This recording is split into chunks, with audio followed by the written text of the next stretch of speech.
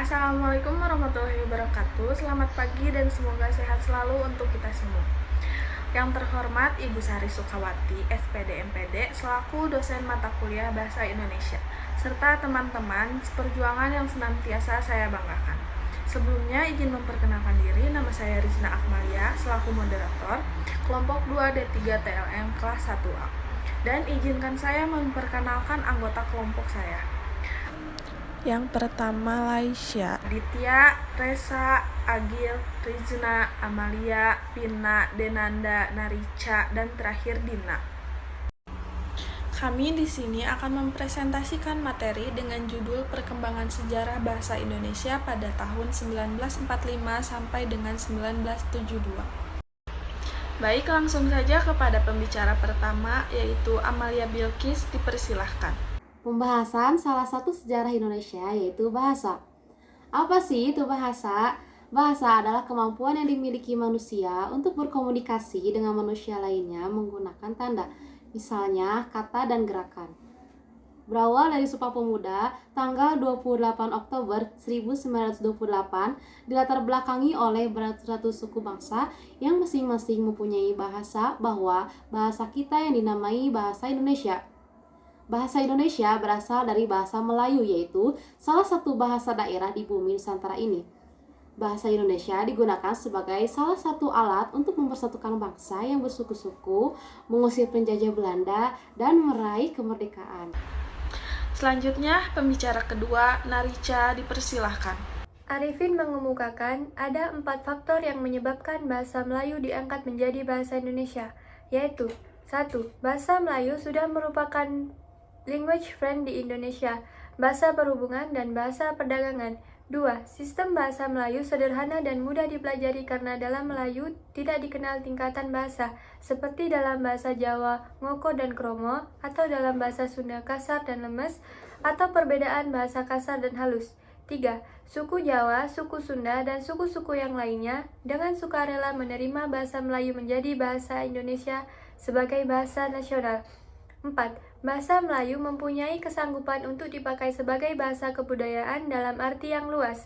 Pada tanggal 18 Agustus 1945, setelah kemerdekaan, ditandatanganilah Undang-Undang Dasar 1945. Pada bab 15, pasal 36 ditetapkan secara sah bahwa bahasa negara ialah bahasa Indonesia. Baik, terima kasih. Pembicara selanjutnya, Aditya dan Agil, dipersilahkan. Kongres Bahasa Indonesia ada 10, tetapi saya ingin menyampaikan 2 kongres 1 dan 2. Terkait sejarah Indonesia tahun 1945 sampai dengan tahun 1972. Kongres ke-1, tanggal 25 sampai tanggal 28 Juni 1938 dilangsungkan Kongres Bahasa Indonesia di Solo. Dari hasil kongres itu dapat disimpulkan bahwa usaha pembinaan dan pengembangan bahasa Indonesia telah dilakukan secara sadar oleh cendekiawan dan kebudayaan Indonesia saat itu. Selanjutnya, tanggal 18 Agustus 1945 ditandatanganilah Undang-Undang Dasar 1945.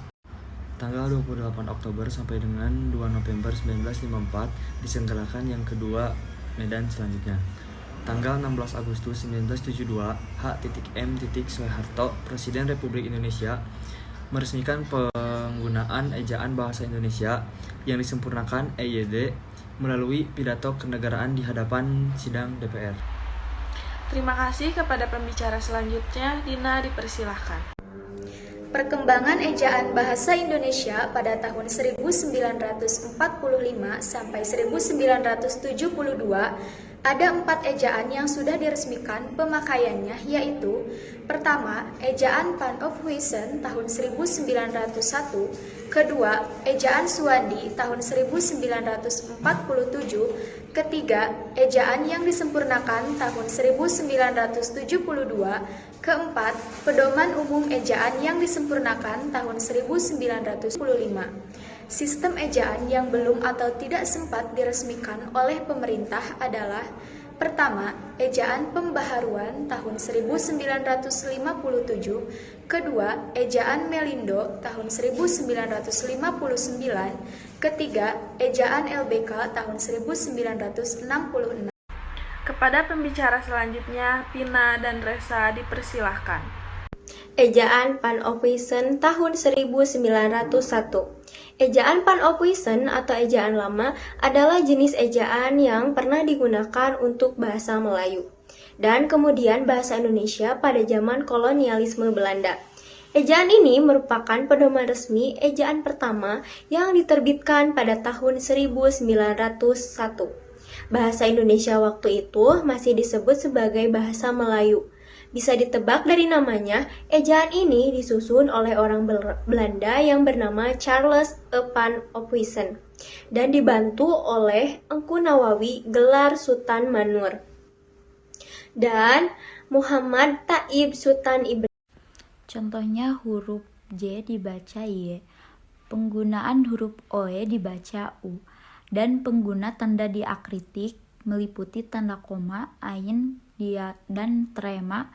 Contoh kalimat, kami putra dan putri Indonesia mengakui bertumpah darah jang satoe tanah Indonesia. Kami putra dan putri Indonesia mengakui berbangsa jang satoe bangsa Indonesia. Kami putra dan putri Indonesia menjunjung bahasa persatuan bahasa Indonesia.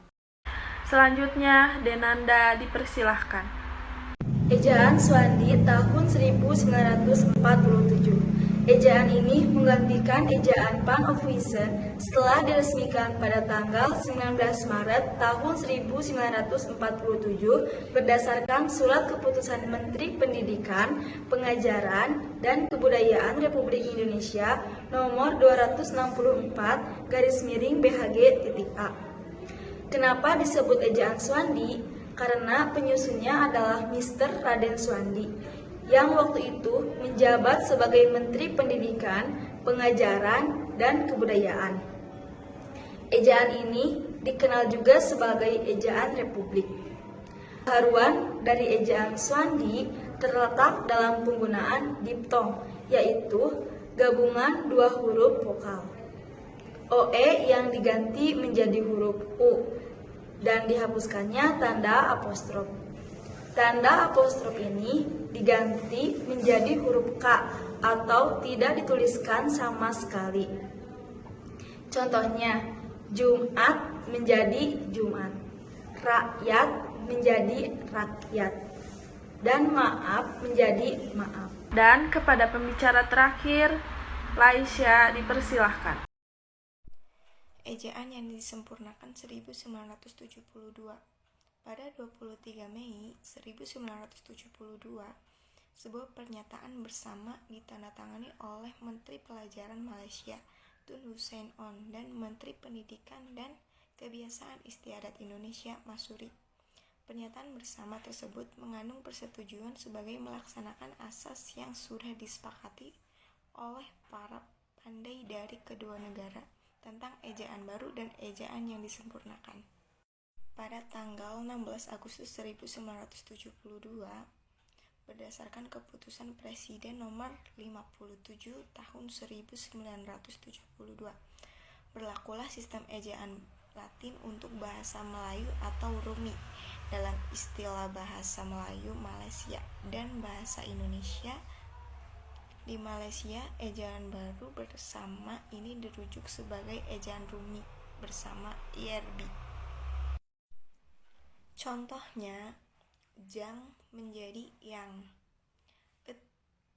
jadi menjadi jadi, jonja menjadi yonya, cabar menjadi kabar, cepat menjadi cepat, jarat menjadi syarat.